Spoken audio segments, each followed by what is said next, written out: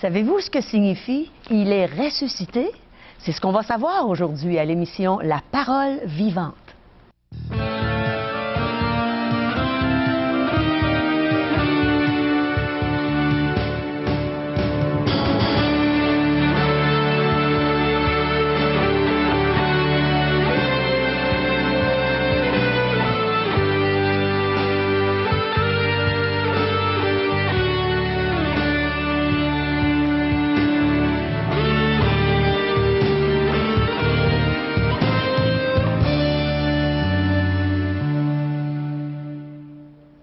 Bonjour et bienvenue à tous à une autre émission, La Parole vivante, en cette période de la résurrection de Jésus-Christ.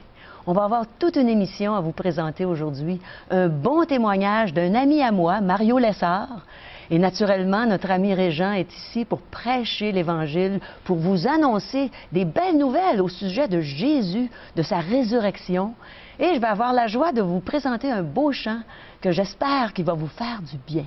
Alors, restez avec nous et n'oubliez pas qu'on aime recevoir vos courriels, vos appels téléphoniques. On aime savoir ce que vous pensez, ce que vous désirez aussi apprendre à travers la parole vivante.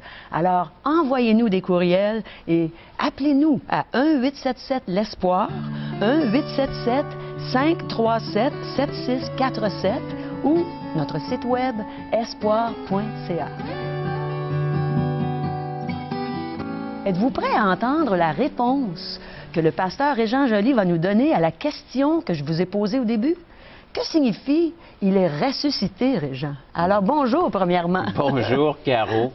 Et ça me fait énormément plaisir de me retrouver à tes côtés et de pouvoir répondre aux questions de nos téléspectateurs pour une autre saison, un autre beau retour à la télé et de pouvoir communiquer avec ces gens à partir de chez eux et nous des studios, de partager ensemble la bonne nouvelle de Jésus-Christ. Et on est bénis, on aime bien entendre la parole de Dieu quand elle vient de ta bouche. Le Seigneur t'inspire pour nous, Merci, notre bien. Caro. Donc, la question d'aujourd'hui est la signification de la résurrection.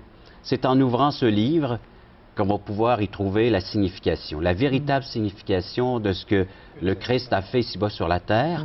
Et pourquoi est-ce que le Père Céleste lui retourne donc, par un fait même, le retour à la vie? Jésus-Christ qui vient subir une mort atroce à la croix, les souffrances, enseveli, et 3 jours après, il est ressuscité. Un retour à la vie.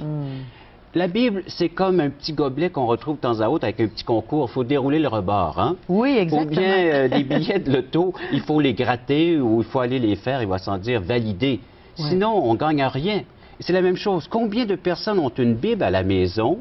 Mais c'est en l'ouvrant, en la grattant, c'est en scrutant qu'on va retrouver vraiment le message. Et quel est le lot que ce message comporte pour chacun d'entre nous.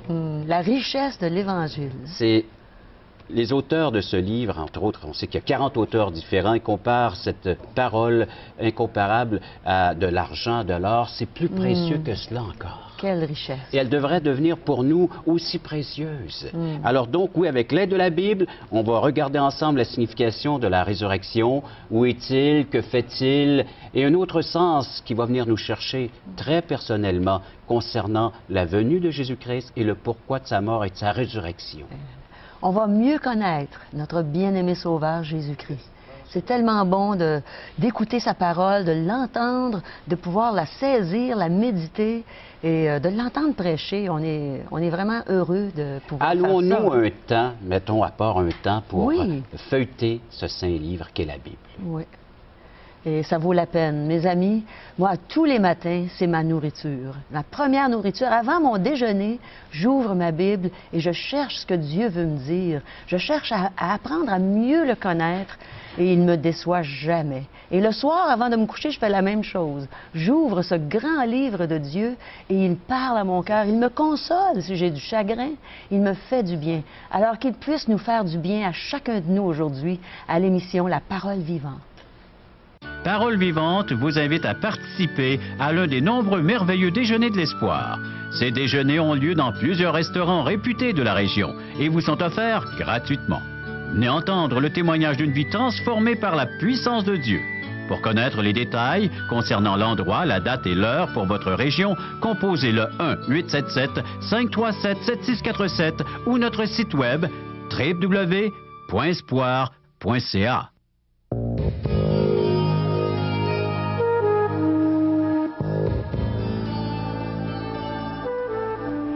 Mes amis, Jésus est ressuscité. N'est-ce pas merveilleux? On a un Dieu vivant. Et ce que Régent va nous parler aujourd'hui, il va nous parler de ce Dieu vivant, ce Jésus merveilleux qui est ressuscité il y a 2000 ans. La résurrection de Jésus. Je vais placer nos téléspectateurs devant un choix. On va se placer devant deux tombeaux. On parle de résurrection, alors plaçons-nous là où la résurrection a eu lieu, devant un tombeau. Oui. Alors on va se placer devant un premier tombeau que la plupart d'entre nous peut-être avons visité. C'est un endroit pénombre, religieux. Il y en a divers endroits ici au Québec, il y en a aussi dans divers pays, où on est invité à aller nous recueillir devant un tombeau, là où on nous dit qu'il y a les ossements de ce qui reste de cette personne défunte, alors donc qui est décédée. Une personne qui a fait beaucoup de bien pendant toute sa vie, et puis peut-être qui a accompli des exploits, même des miracles, mais on n'est pas certain. Et voilà qu'elle meurt, elle nous quitte, et maintenant on garde en mémoire ses ossements. Nous on rentre là pour se recueillir, garder silence, faire un petit mot de prière, peut-être demander à ce défunt-là qui intercède dans notre vie, qui fasse quelque chose de bien avec notre vie. Et c'est tout ce qui nous reste de cette personne-là? C'est tout ce qui nous reste. C'est des ossements qui sont là en sa mémoire et un endroit pour aller s'y recueillir et demander que cette personne intervienne dans notre vie. L'autre tombeau, maintenant, que j'aimerais vous présenter, oui, c'est triste, hein? Oui. Alors, donc, il va sans dire que l'échec, c'est le désespoir, c'est ce qui nous reste. Oui. Alors, on va là, puis on dit, oui, il a déjà fait quelque chose de bien, mais voici ce qui en reste. Oui. Et c'est vrai, c'est bon de mentionner, Caro, tu dis c'est triste, il y a un désespoir là-dedans. Il y a comme un échec après avoir fait de si grands exploits, on en arrive là devant un tombeau, voici ce qu'il reste de cette personne-là. Puis des gens souvent qui ont fait beaucoup de bien là, sur la terre. Exact, des gens qui ont marqué même l'histoire, oui. Puis on pourra en nommer combien d'autres, des gens qui sont marqués par le bien, qui nous ont marqués dans l'histoire de l'humanité. Et l'autre tombeau que j'aimerais te placer, ainsi que nos téléspectateurs, c'est le tombeau que nous retrouvons dans les Saintes Écritures. C'est un tombeau unique, hein? Il est le seul. Je vais vous lire le texte, alors on va se placer devant. C'est dans l'Évangile selon Luc, chapitre 24, les 9 premiers versets. Je vous en fais la lecture. Si vous avez une Bible à la maison, un Nouveau Testament, prenez en note Luc, chapitre 24. Vous allez pouvoir les lire et vous y recueillir. Luc 24, verset 1er. Premier jour de la semaine. Alors, donc, précision, c'est un dimanche. Premier jour de la semaine, elles se rendirent au sépulcre. Alors, plusieurs dames se rendirent au sépulcre de grand matin, très tôt le matin, portant des aromates qu'elles avaient préparés. Elles trouvèrent que la pierre avait été roulée de devant le sépulcre et, étant entrées, elles ne trouvèrent pas le corps du Seigneur Jésus. Comme elles ne savaient que penser de cela, voici 2 hommes leur apparurent en habits resplendissants. Saisies de frayeur, elles baissèrent le visage contre terre, mais ils leur dirent « Pourquoi cherchez-vous parmi les morts celui qui est vivant ?»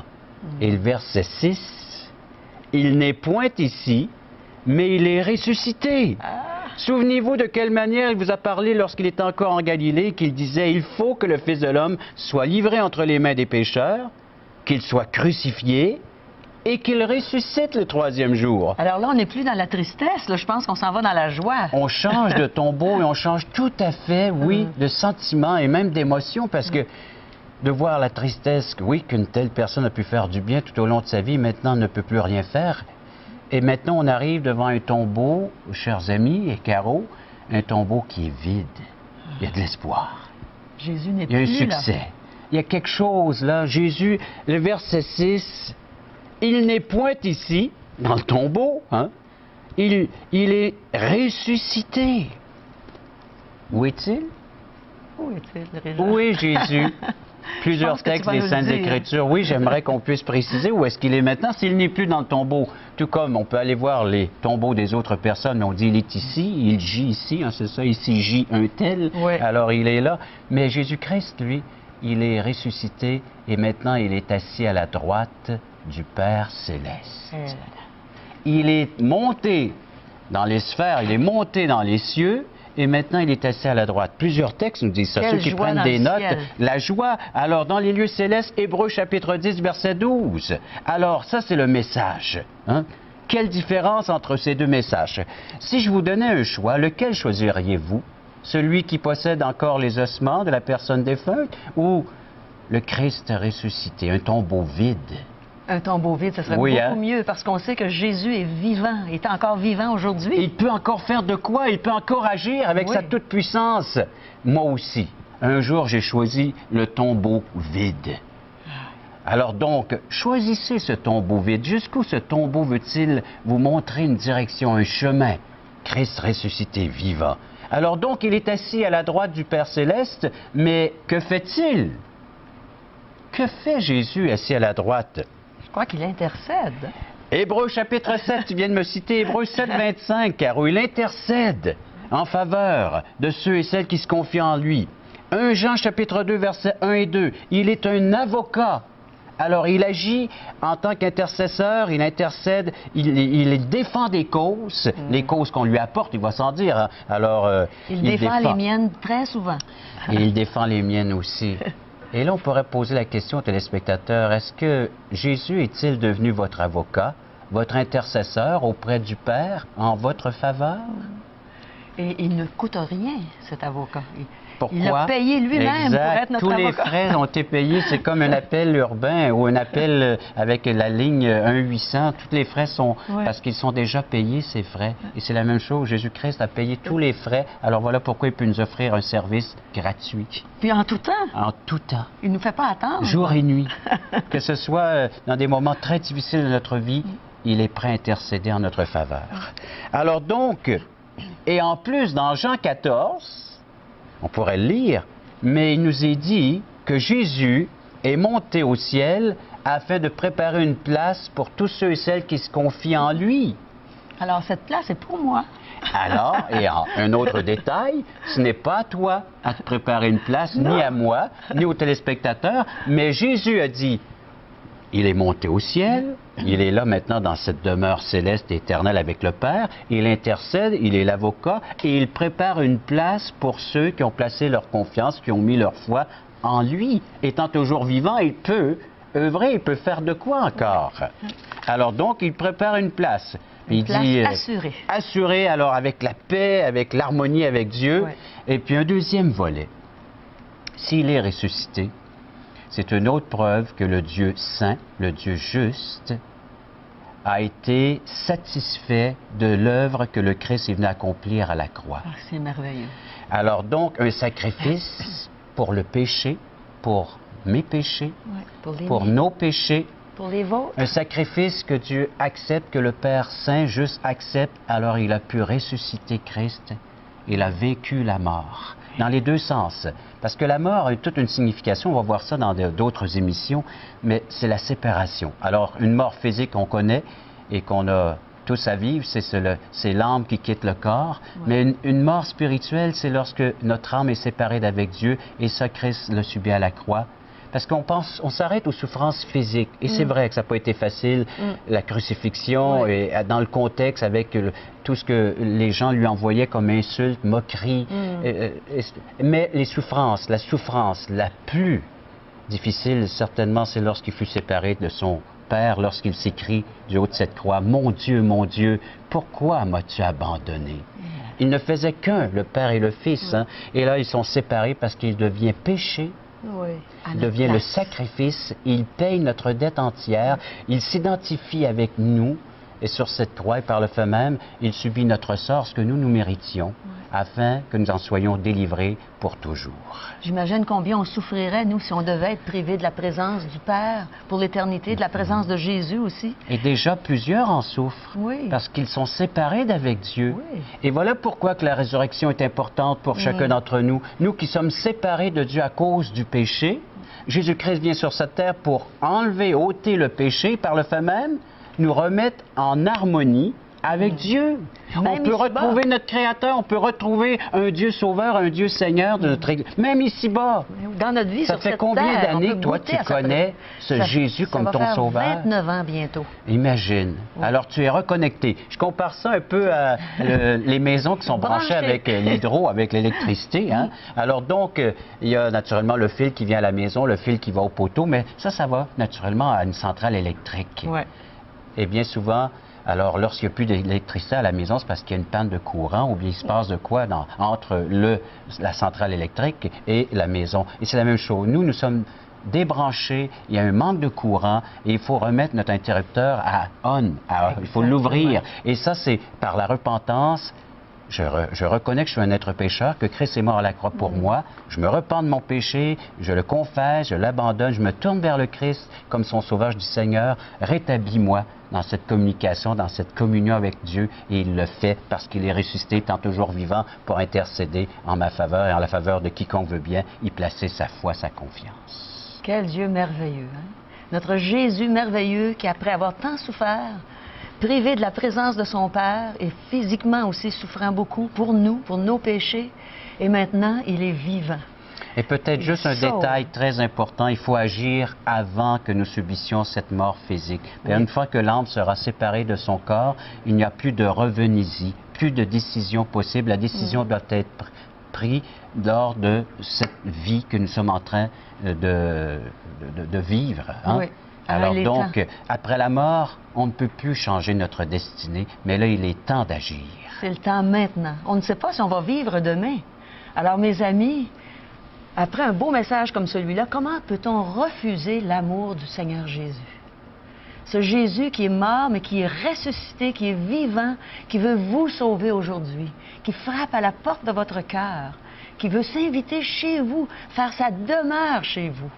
Alors recevez-le aujourd'hui, demandez-lui de vous sauver. Comme Régent a dit, repentez-vous, changez de direction à l'égard du péché, tournez vos regards vers Jésus qui va vous sauver parfaitement. Et à partir d'aujourd'hui, vous allez être certain qu'avant de mourir, et quand vous allez mourir, vous allez aller au ciel. Alors justement, voici un chant que je vais vous interpréter qui s'appelle « Un cadeau du ciel ».